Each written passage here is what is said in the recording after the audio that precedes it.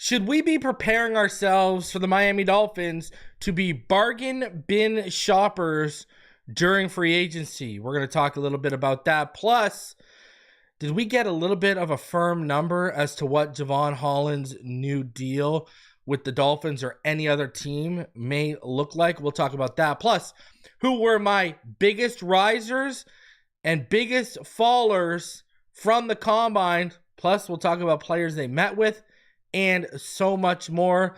Do me the favor, smash the like button, subscribe if you are new, and as always, let's get into this.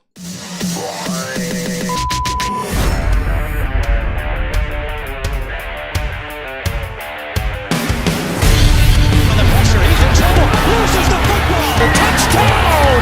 Got it. You have got to be kidding me. Jalen Waddle has a Dolphin touchdown. And he will score. Field down the near side, man open. Touchdown.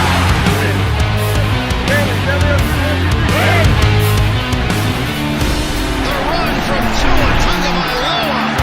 Touchdown. He's going deep. He's got it for the touchdown.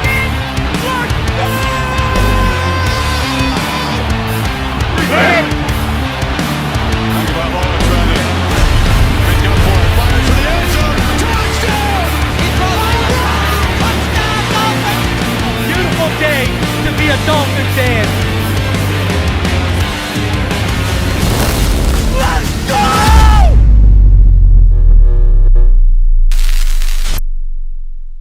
What is good, Fin Nation? What's good? It's your boy Reason, and we are back here for another one. Appreciate all y'all coming through on this Monday as we start March off and this week off just right with some Dolphins content for all of y'all. So we got a lot to talk about. I got a show tomorrow. We got some things I want to talk about tomorrow. Wednesday, I'll be live with Richmond and Mr. Ballgame. Thursday, I'll be live with Neil Driscoll. And then either Friday or Saturday, I am going to be dropping my free agent targets list. Y'all know that we do that every year. It's grown from 20 players to 25 players, so now it's at 30 players, all 22, contract information, a whole bunch of stuff for you guys. My free agent targets is coming out on Saturday, most likely. So be on the lookout for that, okay, people? So be on the lookout Saturday, and it'll be a midday matinee. So be out on the lookout for that, okay? Oh, baby, don't get me started, Teddy. Don't get me started, Teddy. Raise your hand if you watched the combine yesterday and you watched Armand and Membou and you looked at your wife or you looked in the mirror or you looked at whoever was next to you and you said, God damn, Reason's right again. Oh, sorry, I apologize for using the Lord's name in vain. Some people seem to be taking real issue with that. How are y'all looking at each other and saying, "Oh my God, Reason's right again"? Oh my Lord, here we go again. Reason nailed it. Armand Membou at 13 was the movement, and after the combine, he ain't gonna be there. I'm gonna tell you this right now. He's not gonna be there. Armand Membou is not gonna be there. It's just not going to happen. There's no way he's getting there to 13. Especially with how Will Campbell measured. Will Campbell is screaming guard. I think you got a better chance of getting Will Campbell at 13. Now, I think Will Campbell should be given a look at tackle first. You watch the tape, etc., etc. The problem with Armand Membou, too, is, and I've tried to tell all y'all this, he faced the best batch of pass rushers of any tackle in this class on film. Shut down Shamar Stewart. Shut down Nick Scourton. Anyone he faced, he pretty much shut down. That's your problem. That's what the issue is going to be. He's stood up against high-end talent. He tested the way he does. And the film screams OT1, which... You know, I'd been going back and forth with that the last couple weeks, and then before he tested, I finally declared, yes, he is OT1. Yes, it wouldn't even be a discussion. I'm going to tell you what I would do. I would choose Armand Membou, and I would trade back up for Nick Manawari. That's what I would do. So I would take Membou at 13 because I would have been telling y'all for a few months now. He's the ideal pick because he can play right guard, but he's a tackle that's playing guard, not a tackle that needs to be converted to guard. He plays guard, and when Austin Jackson inevitably goes down, that's the guy you slot in at right tackle, and Austin Jackson, you got to win your job back, bro.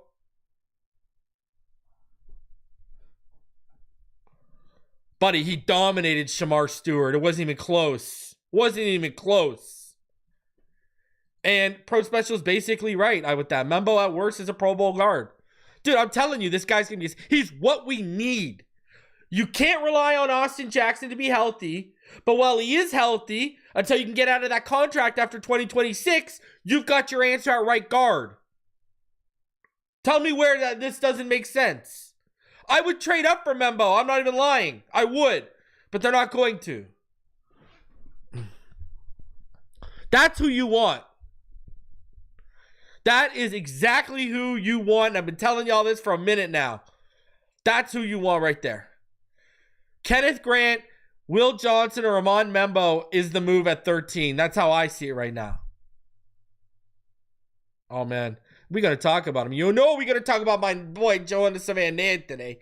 What a showing from him, too. There were people that were worried that this man couldn't fit in the scheme. Go watch how that guy moves. What are we talking about right now? I'm going to tell you right now. You know, just as much as I said getting Will Johnson at, 13 and then finding a way to get Nick Manawari, what a dream how that upgrades. You go get Membou and you go get Jonas Savannah. Now we cooking. Now we cooking with fish grease on that offensive line. I would make Austin Jackson the swing because he can't stay healthy. I would say, yeah, okay, I'll pay you to be the swing. I'll see if there's any takers out there for you. But Membou and Savannah on that right side, never mind moving people. You would move worlds and universes and galaxies with those two next to Aaron Brewer. And then in free agency, all you got to do is figure out that left guard and some depth, and you're freaking set. But I've been saying this.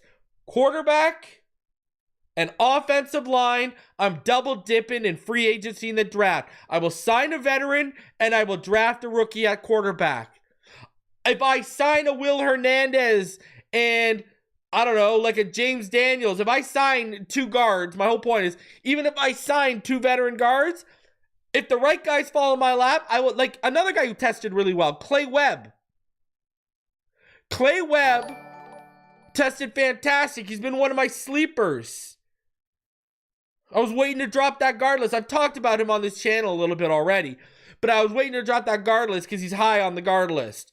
The guy tests out of this world, right? Him and Jackson Slater were guys I was hoping would be around on day 3 for Miami to maybe sniff around in the 5th round.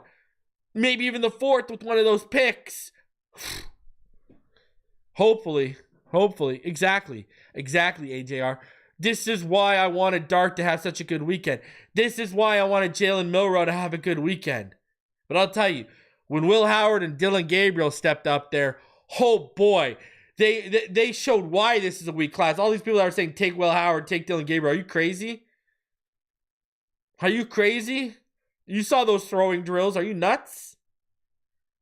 And I saw the Quinn Ewers throwing drills and a lot of whispers coming away from Indianapolis about teams are higher on Quinn Ewers than the media is. And I've been warning you guys since like September. Right? When I've been screaming, Jackson Dart's the guy, I've been warning you. Mike McDaniel's going to be in love with Quinn Ewers. I've been warning y'all for like 6 months. Been warning y'all. And I even tweeted out, man, I hope I'm wrong and McDaniel isn't infatuated, but I'll tell you. And I'm going to tell you this much. The NFL sees what I see. They're not as high on Shedeur Sanders as the media is. And I'm telling you, the Jackson Dart QB2 talk is real right now, especially after the combine. Yeah, I definitely got the receipts. I've been saying Ewers since like September, just like I've been banging the table that Dart's my guy since late August, early September. McCord is another guy I've been banging the table for, as a lot of the viewers know here who are hardcore viewers. McCord and Jackson Dart are like my man crushes of this class. The guy who almost made it in there was Seth Hennigan, but I'm a big McCord guy. Yeah, Harvey did have a good one. He did. I don't really care about the I don't care about the arrogance. I do think you have to have a certain level of arrogance to be a quarterback. I don't really... what I don't like is like when you look in this... If you were talking attitude things, that wouldn't sit well with me. When him and his father threw the offensive line under the bus during the season this year. When they blame the offensive line for their, like, even if it is the offensive line, I mean, Tua's got, for example, let's use Tua as an example. Tua's got every reason in the world to blame the offensive line for all the shortcomings of the offense, but Tua will take the blame instead. Shedeur is not the type of guy that'll do that. Now, you can respect the fact that he's being honest and straightforward and telling you that, sure. It's one thing to do that behind the scenes. It's another thing to do that in front of a camera. So that's my issue with Shedeur. If you believe you're the best, if you carry yourself like the best, I don't hold that against you.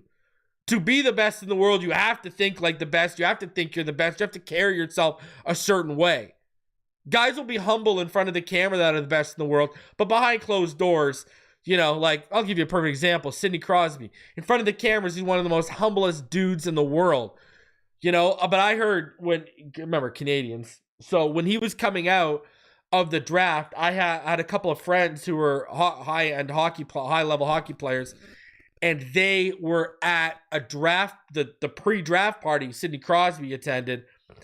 Sidney Crosby walked into the room with a six-pack in each hand and said, "Now who wants of the future number 1 overall draft pick? I'll let you fill in the 2 blanks." So even guys who are the most humble, you have to have that mindset that you're the best in the world. You have to. So I can't really hold that against Shedeur. I just really can't. I won't. But things like throwing your bus under the throwing the offensive line under the bus after a bad game, that's the stuff I don't like to hear. That's the stuff that isn't a leader. And we don't, with what's going on with Tyreek, we don't need any more of that. Let me tell you that. But I'm not worried about Shedeur coming here by any stretch of the imagination.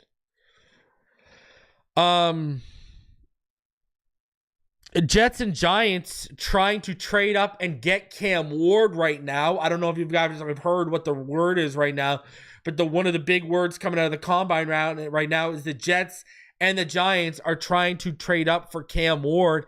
And again, this, when I saw that report, it just literally goes back to what I've been saying about Shedeur. He's not, like, I see people on Twitter, you think they're talking about Lamar Jackson the way they're talking about how Shedeur can create out of structure and stuff when that's not his game at all. It's why I tweeted out. You see people in this fan base specifically, they'll say, "I don't want to move off of Tua," but in the same breath, they'll say, "I want Shedeur Sanders, I want Shedeur Sanders." Well, newsflash, because clearly you haven't watched a Shedeur Sanders film. He doesn't have any superpowers. They won't talk about anticipation and accuracy and eye manipulation, et cetera, the same way in a superpower sense that they do with Tua. But what's one of Shedeur's strongest traits? Throwing to spots. Anticipating and throwing to spots. He's not elite at it, but he's not elite at anything really. But those are like 2 of the strongest things he does, is throwing to a spot with anticipation. So all these people who are saying, "Oh, I don't want Tua, I want Shedeur," the same ones that call Tua a spot thrower, they're right there telling on you that they haven't even watched Shedeur's film, or if they have, they don't know how to evaluate the quarterback position. Because that's literally what he does best. Now, why do I like a guy like Jackson Dart? Because I do think Jackson Dart can, throw to spots. He can anticipate. Is he high-end or elite? No. But he's getting better. He's gotten better at it every year. You look at the arm strength. You saw how live the arm was at the combine. I've been talking about that. Now, that's a guy who can create out of structure. Ran for 600 yards at USC. Ran for over 400 yards this year and threw for 4,200 yards at Ole Miss. Right? He's shown the ability to attack the middle of the field. He has deep touch that I've been telling y'all people are sleeping on and underrating very heavily. And what I love about Jackson Dart is the moxie. That man will stand firm in the pocket, even though he has the ability to avoid and escape. He will stand firm if he knows the throw's coming. That's what I like. I don't like guys that, what does that show you? That if he reads the defense properly, and he's comfortable with his reads and his progressions, and he knows something's going to open up, even though he has the ability to probably turn that into a 10 or 15-yard scramble, he's going to take the throw. I like that. That's the stuff you like to see, right? Pass first, run second mentality when you have the ability. And I'm telling you, he's going to be as a pre-snap processor, he's not terrible. He's not terrible. Like, he's a good pre-snap processor. It's the post-snap processing where he struggles a little bit. But what's going to happen? He gets to the NFL. He's going to get reps. He's going to get in the film room. He's going to get better. And there are legitimate talks that he's QB2 because the ceiling and the upside on him is far higher than it is on Shedeur. And he's more polished right now than a guy like Jalen Milroe. I don't know if you guys saw Jalen Milroe throwing bombs out there. So, but hey, we need more quarterbacks to move up into that top 10 so more players can fall down us. That's what we need right now. End of story. Now, I saw Alex Cappa. He got released today by the Bengals, and I know Dolphin fans are going to be like, oh, let's go get Alex Cappa. He hasn't been it's the same since that injury in 2022. On that, when the year the Bengals went on that Super Bowl run, like to the Super Bowl, he has not been the same. I just, I don't know about that. I got a feeling about that. I don't know. Just it doesn't. He was first in sacks allowed. He was first in pressures allowed. First in hurries allowed this last year. He hasn't been the same since that injury, which is sad because he was a great player before that injury. Alex Cappa was phenomenal, and he's actually phenomenal in 2022 before the injury. He's just never been the same. He has not been the same since that injury, so that's going to be a strong pass for me, all right? That's where I'm at with that. Strong pass on Alex Cappa. I think there's better options out there. Who may have had injury histories but haven't regressed as much as a guy like Alex Cappa has. And something else I want to talk about, guys, get real, lock in. The Bills and the Chiefs are targeting DK Metcalf. DK Metcalf is legitimately being targeted by the Buffalo Bills and the Kansas City Chiefs. He's on the block. Not a guy, and don't worry, Peter, we're going to talk about him tomorrow on tomorrow's show. That's not a guy you want coming in this division. DK Metcalf is a freaking monster. Before we wrap up final thoughts, I have to say this. Who saw that John Cena heel turn, baby? Elimination. I want you to think about what's happened in Toronto. Hogan versus Warrior. Rock versus Hogan, right? Where they did the double, where they did the in-match double turn. Where Rock had to turn to heel for the match and Hogan had to turn to a face. Now we've had John Cena turning heel. My God. That is, listen, Hogan turning heel, number one ever. Number one heel turn ever. Nothing will ever top the NWO. But John Cena turning heel, oh baby, let's go. I just had to get that out there, man. That was awesome. Oh man, that was fantastic. There are just moments in wrestling that are always going to be remembered, and that's going to be one of them. Whoo! Nothing like a swift kick in the gonads. You know, I agree with you, Robert. No, that was phenomenal. All right, let's get into this, and let's start off, and let's talk about the Miami Dolphins and free agency, and how they're probably going to end up being bargain bin shoppers in free agency. And I've kind of been trying to warn people with this. It's like, you know, you look at Justin Reed or the safety options. What have I been saying? Hey, go for the Justin Simmons or the Jeremy Chins, who are projected to be $6 to $8 million a year, right? Even still, the Miami Dolphins really only have about $12 million to play with as it stands. So one of those guys would eat up a whole ton of cap space. So you're obviously going to need to create some more cap. Now, moves we've talked about being possible are, I've been telling y'all, I really think they're going to restructure Tua. It just really makes way too much sense. You save $19.3 million. Every quarterback who signed that big contract has always restructured. It feels like it's coming. Bradley Chubb. I'm going to have an update coming for all my patrons and channel members this week. Bradley Chubb either creates $13.7 million with a restructure, or as a post June 1st cut, you take on a $9.1 million dead cap hit, or you save $19.55 million. I wouldn't restructure Tyreek. I wouldn't even look at that. Teron Armstead, they can save about $9.5 million if they restructure him and he stays for another year. Jalen Ramsey saves about 3.2. Austin Jackson, who I wouldn't restructure because I'd be looking to get off him after 2026, he saves about 7.3. Sealer, if you give Sealer a new extension, right, you save about $5.872 million. Where you save about 5.5 if you restructure him. Jordan Brooks, who I'd be trying to get an extension with, you save $6.1 million instead of restructuring at 5.7. I'd give him a new deal.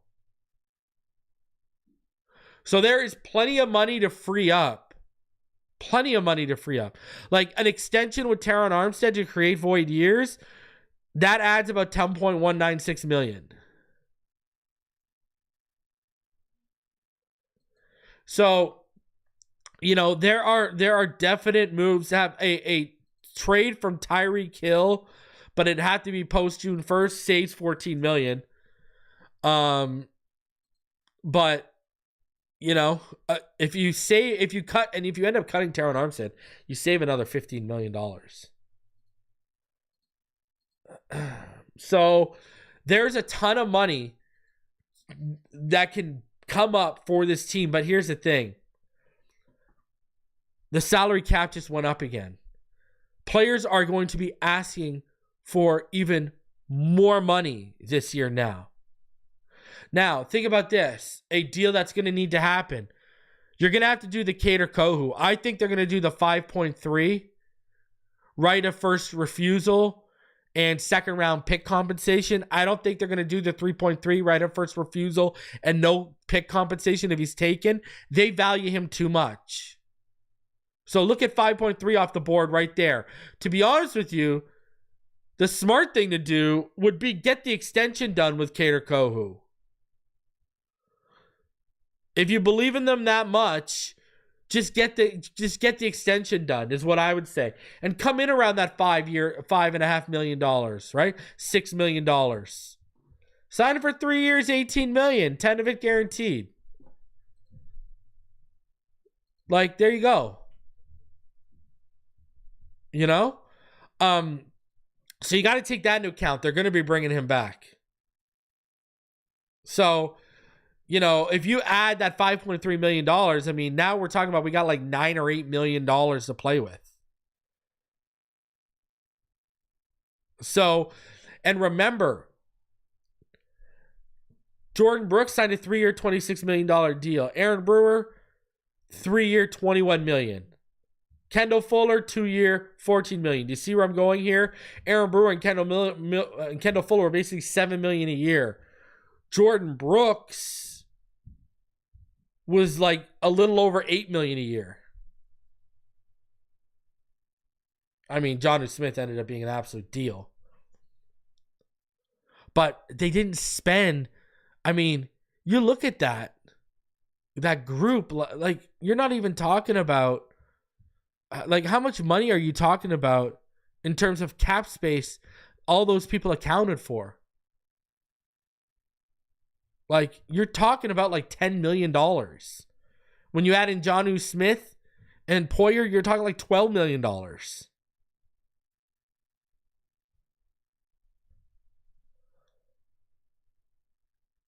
And now you look at the free agent market. Like, let's look at guard, for example. Okay? James Daniels. He's going to be about $8 million. I think they're going to be more into like I think a guy quietly they might look to. Yeah, he's a little old. He's 34. But they're going to, what if they try and get a guy like Kevin Zeitler on at like a decent price? I don't think he's going to make the projected $9 million a year. I think he's going to be more in like the $6 million range because of his age.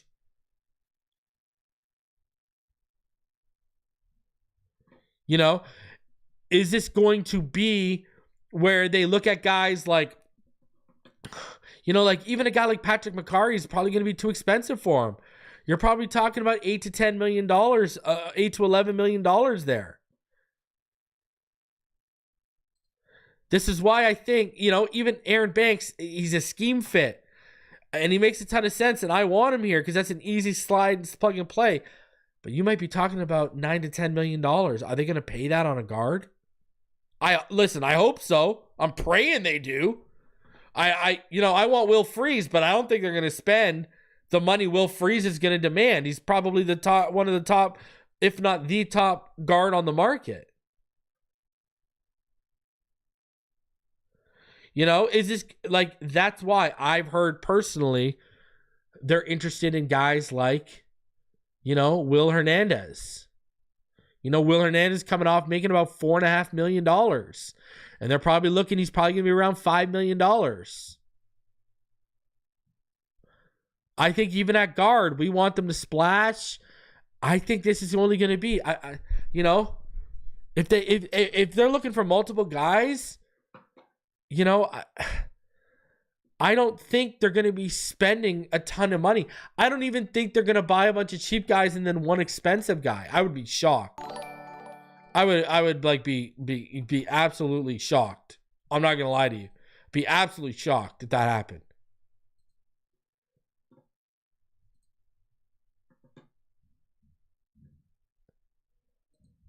So, like, that's why I knew we were never going to go for a guy like Trey Smith. You know, I want Tevin Jenkins. You think they're going to pay 10 plus million for Kevin Jenkins?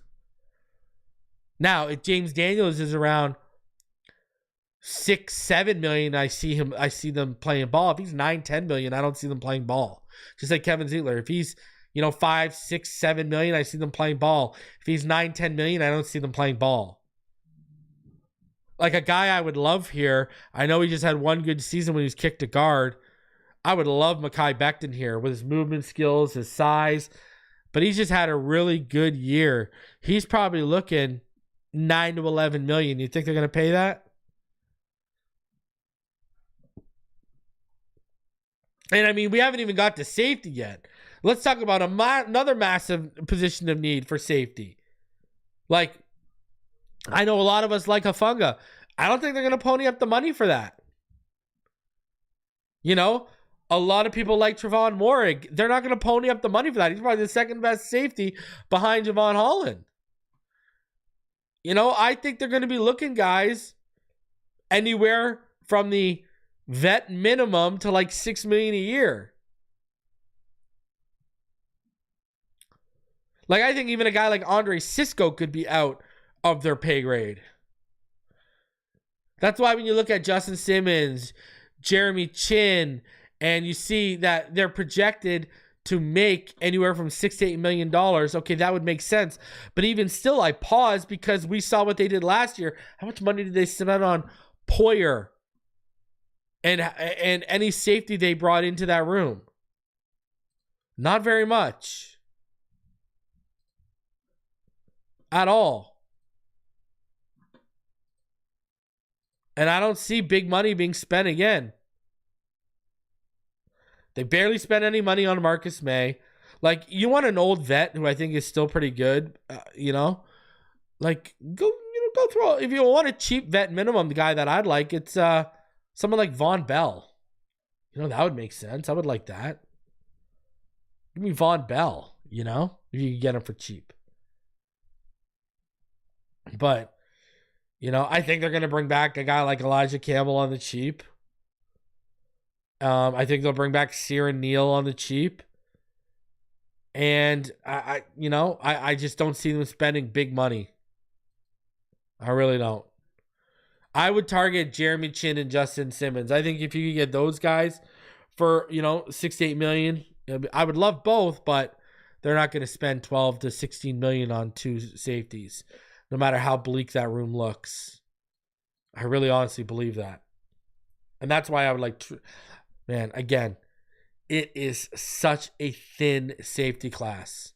I am telling you guys, it is a thin safety class.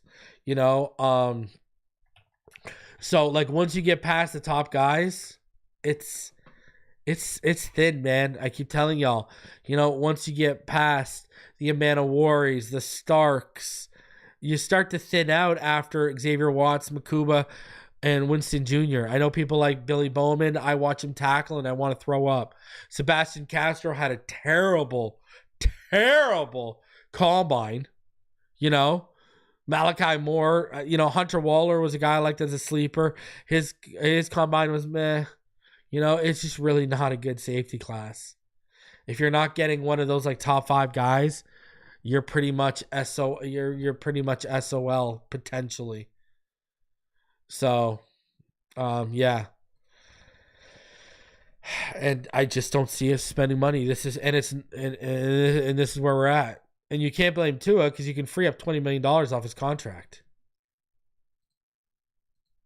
So, I totally expect the Miami Dolphins to be bargain bin shoppers. Unless they free up some serious cap in terms of like trading Tyreek's money away, someone willing to take that all on or something. I just don't see a world where they're in on maybe one player that's hovering around the 10 million mark. Maybe. So I'm not expecting big splash. I mean, hey, I could be surprised, I could be shocked, but I just don't expect it. So, is what it is. Now, speaking of contracts and money, article came out from ESPN, Jeremy Fowler and Dan Graziano talking about things they were hearing. This is what they said about Jevon Holland right here. While Jevon Holland did not have a great year in 2024, some inside the league believe his body of work should land him somewhere in the Xavier McKinney range, which is 4 years, $68 million.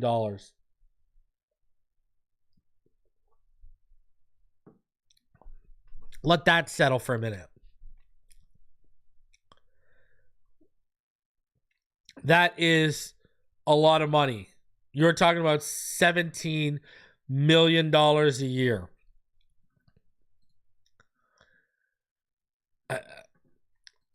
You know what? I was just talking about Alex Cappa not being the same since his injury in 2022. Has Jevon Holland been the same since his injury in that Black Friday game? Or, sorry, injuries? Those knees have not been the same.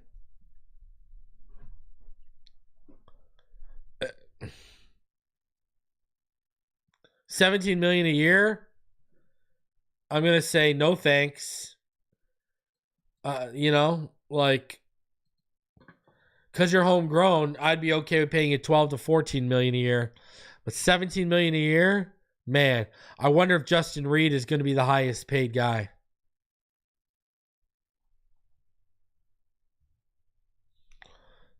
That, you know, I that's what I honestly think.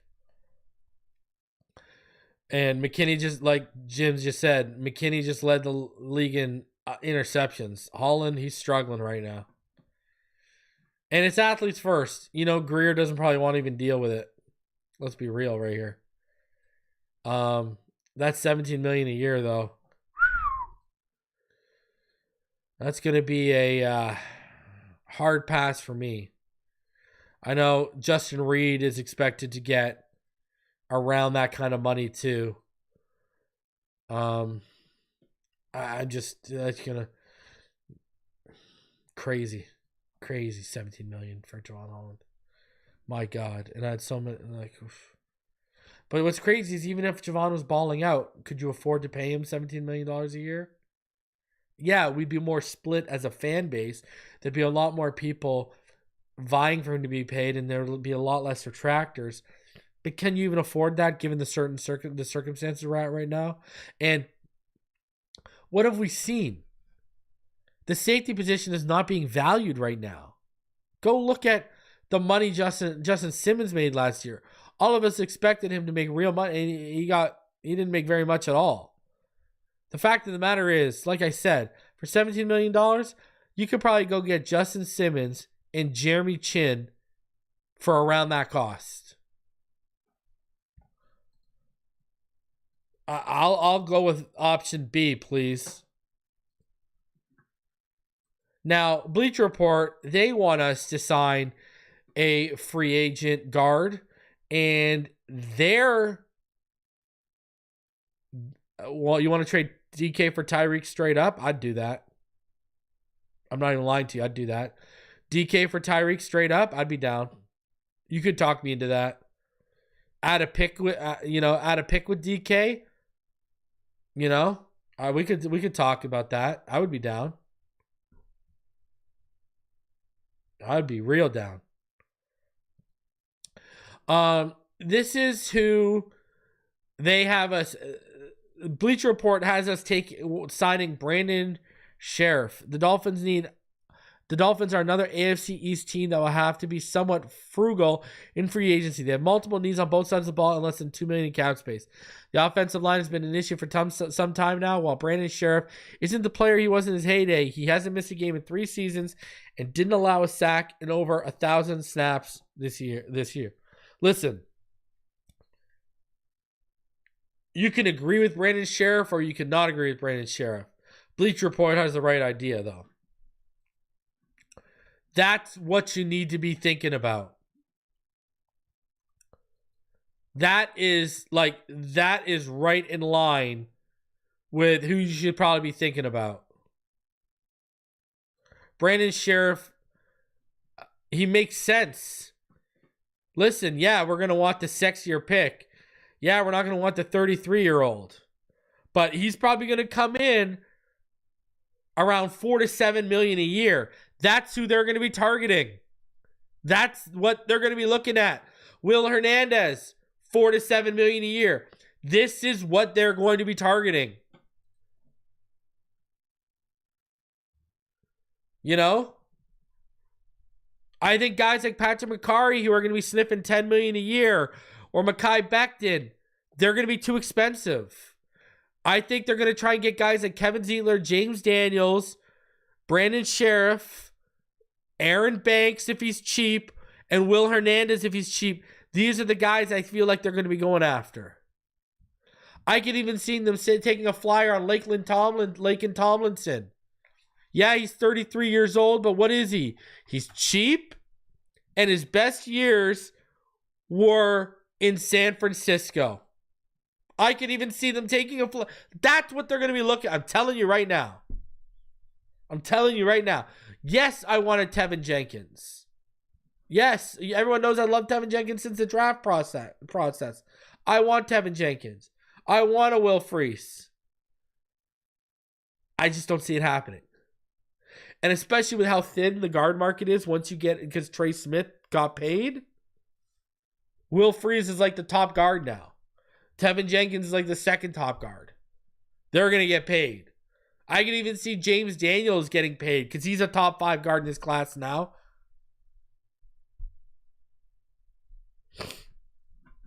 Oh, I'd pass on Tomlinson too. But what we do and what they're going to do under their budget restrictions are two different things. What are they? What have I told y'all guys? They're going to look for guys that have injury histories or haven't played their best ball lately. And they're going to see them as cheap options that could outplay the money they're being paid under Mike McDaniel and in this scheme. That's exactly. And I've even tabled this. Don't be surprised if Liam Eichenberg comes back as a death piece. That wouldn't shock me either. At all. Don't be shocked.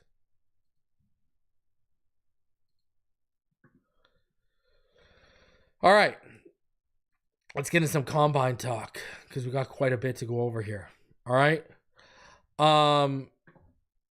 Combine just happened, and there's going to be players on here that we need to talk about that make ton of sense for the Miami Dolphins. All right.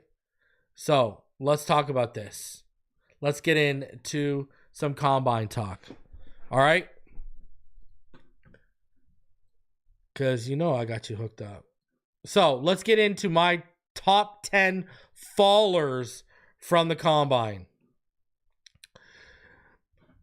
Jack Sawyer is going to start off. I know there are people in this fan base that were legitimate fans of a guy like Jack Sawyer, but he didn't run the 40-yard dash. He didn't perform any individual testing.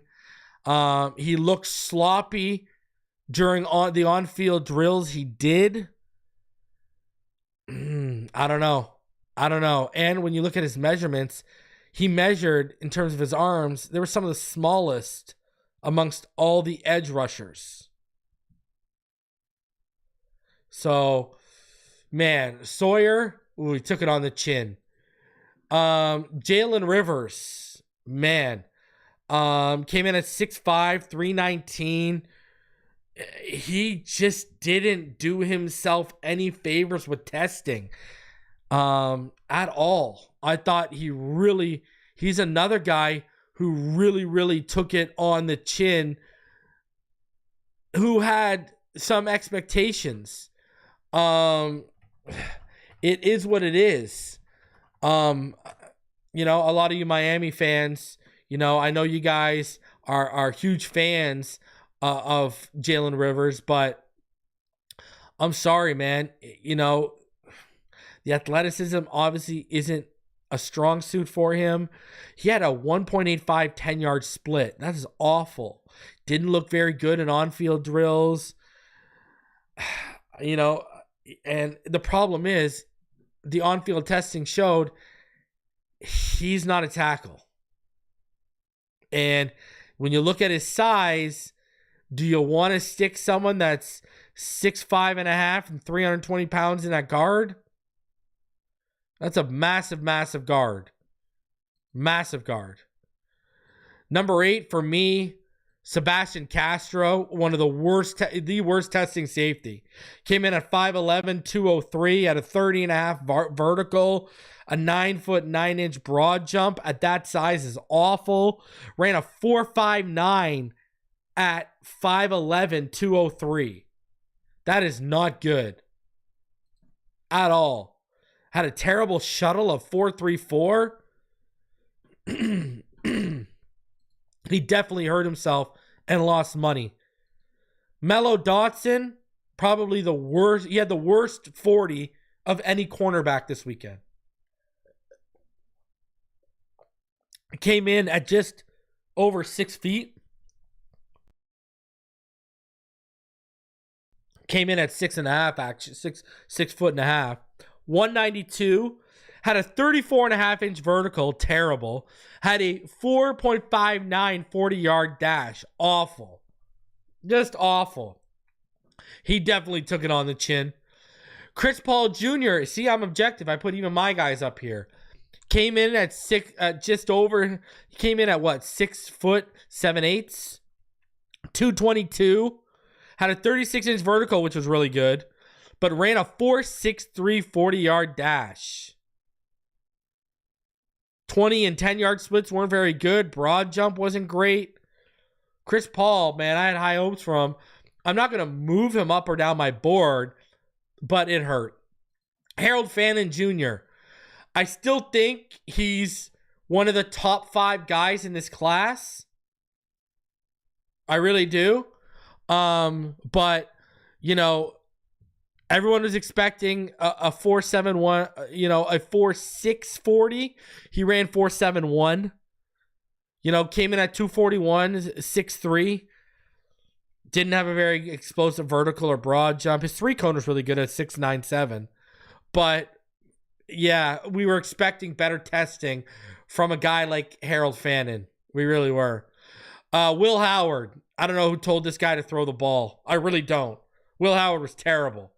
He looked awful throwing the ball. Sorry. Not drafting you. I'm sticking with what I said. I wouldn't touch him even on day 3. Dylan Gabriel absolutely looked awful throwing the ball as well.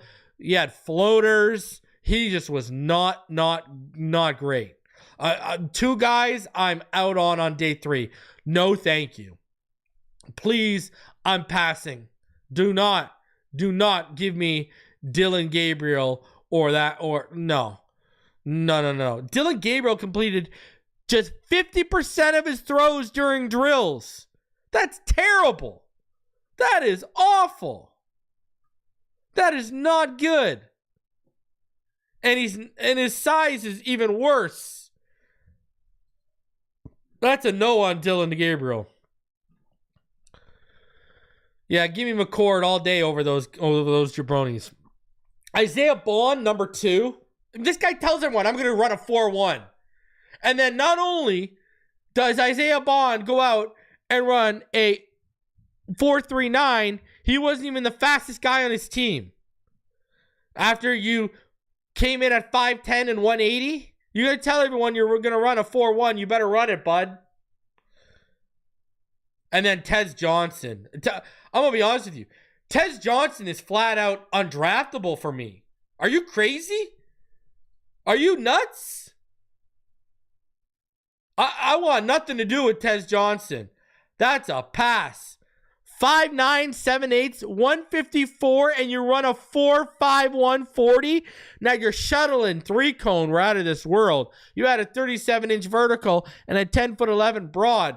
But 5'9" and 7'8", 154, and a 4.51 40? And you got 29-inch arms. And you got 9-inch hands. I'm sorry. I am not touching Tez Johnson. Pause. In this draft. All right, let's get into my honorable mentions. I'm going to give you 20 players who rose their stock. Here's my honorable mentions.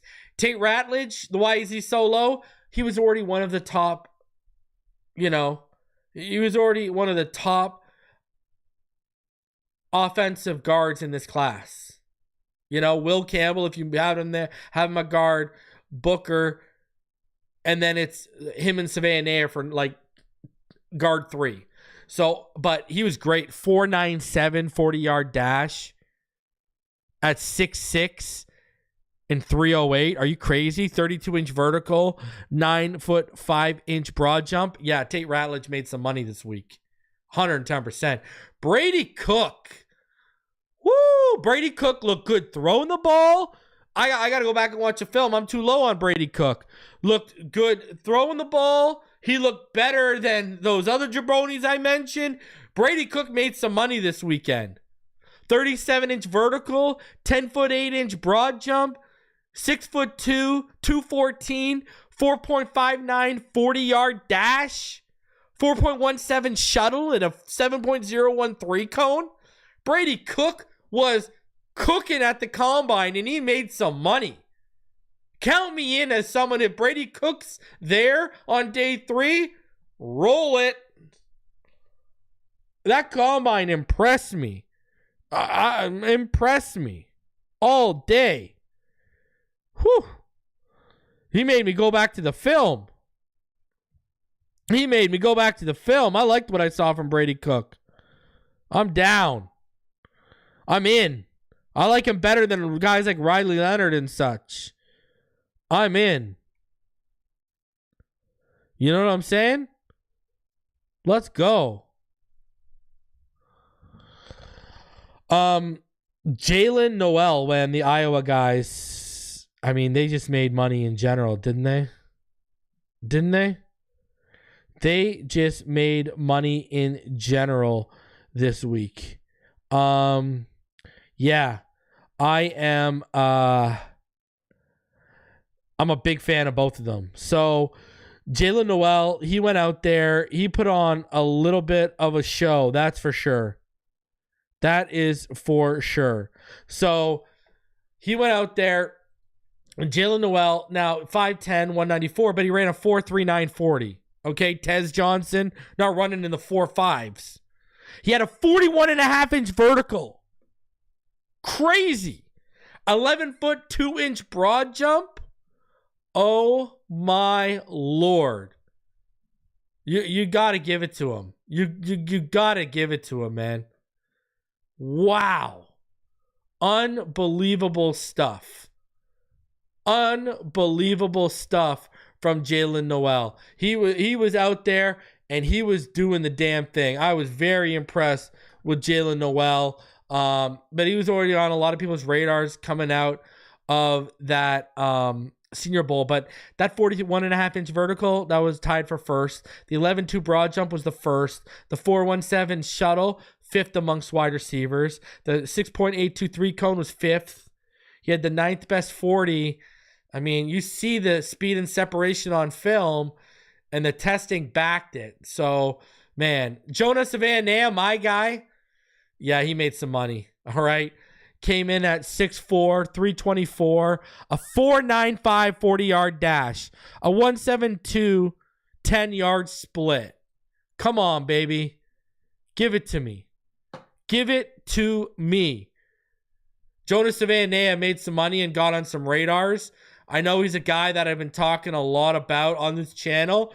I don't know if he's going to be there at 48 anymore, people. I don't know if he's going to be there at 48 anymore, people. Get ready. Get ready.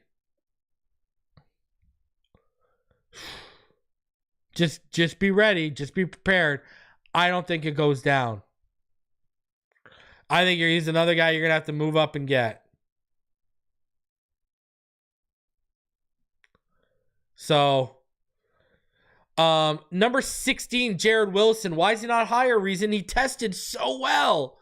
He was already the consensus best center in this class. So him coming at 6'3", weighing 310, you know, and then he already looked explosive on film. The 32-inch vertical, the 9'4" 4-inch broad jump. Yeah. 4.84 40-yard dash blew everyone out of the water, though. I don't think anyone expected that.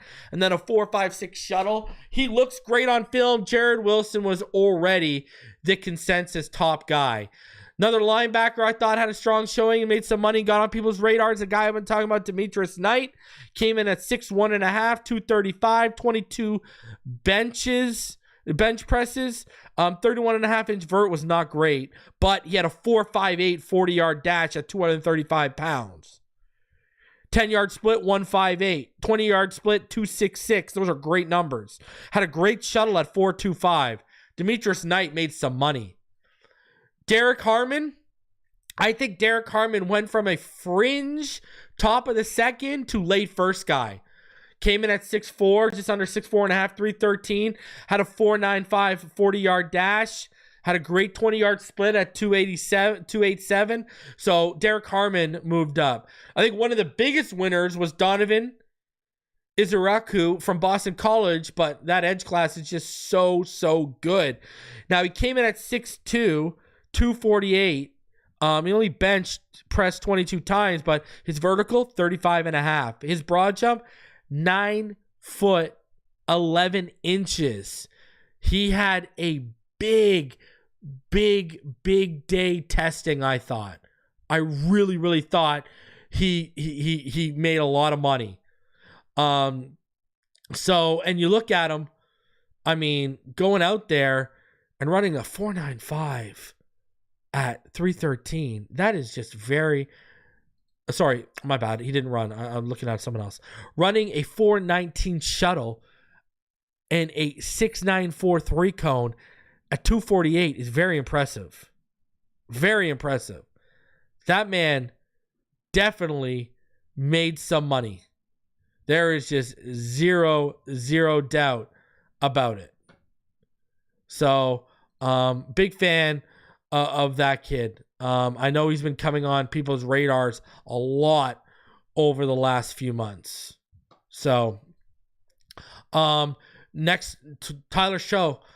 Yeah, man. He looked, other than, I would say, Jackson Dart and Tyler Show looked the best out of all the quarterbacks. 110%. 110%. Tyler Show, yeah, man, he's a top 5 quarterback in this class. And if it wasn't for the fact that he's going to be 26 in September, you're talking about potentially one of the best quarterbacks in this class. Now let's get into our top 10 risers. Number 10, James Pierce Jr. Okay? He's got to be there. All right? And by the way, I don't know if I went over, but Landon Jackson, I had him at 11. You know, he was awesome. 4.68 40-yard dash, 1.65 10-yard split. Unbelievable. Unbelievable stuff.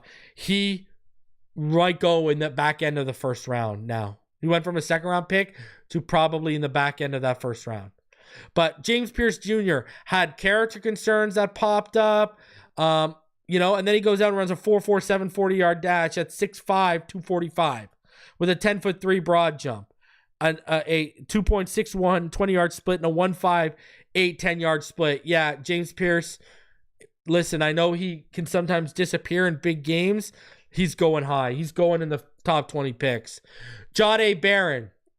He made a lot of money. He ran a 4.39 40-yard dash, a 2.56 20-yard split, and a 1.52 10-yard split at 5'10", 194. 13's too rich for me. I look at him as a slot that can play the boundary, but man, he moved up on a lot of people's boards. I'm going to tell you that much with that testing.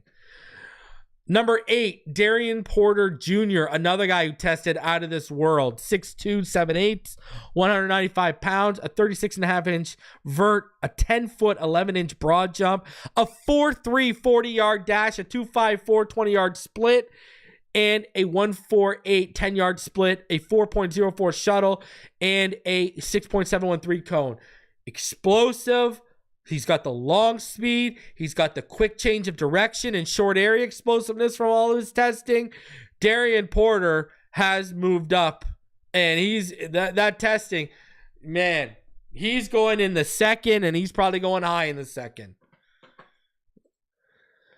Number 6, we all wanted a tight end, the tight ends to step up with Mason Taylor not testing, with Warren not testing, and a lot of stuff happened. So Terrence Ferguson, he was the guy who stepped up and made the most money out of the group.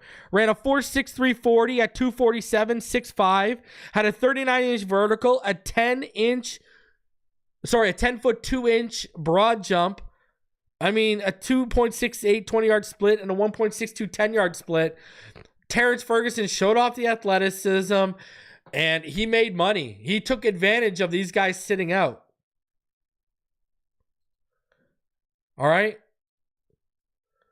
Next one up. My guy that I've been telling y'all about made a lot of money this weekend. Bayshul Tootin, 5'9", 206, had a 40.5-inch vertical, a 10-10 broad jump, a 4.32 40-yard dash, a 2.55 20-yard split, a 1.47 10-yard split. Bayshul Tootin, this man gets with the right running back coach and cleans up the security issues. That man is going to be a monster at the next level, and get ready for it. And you're going to come back and say, Reason told us so. Number 5, Jaden Higgins, 6'4", 214 at a 39-inch vert, a 10-foot 8-inch broad jump, a 4.47 40-yard dash. Jaden Higgins is someone I've been talking about when I talk about guys we should look at outside of the first round. Him, Savion Williams, Jack Besh are just a few names that I keep mentioning when you look at the size and what we're looking for outside of the first round. Jaden Higgins is always one of the names that I drop. And man, I don't think he's getting out of the second round. I don't think Savion Williams is getting too. He tested very well.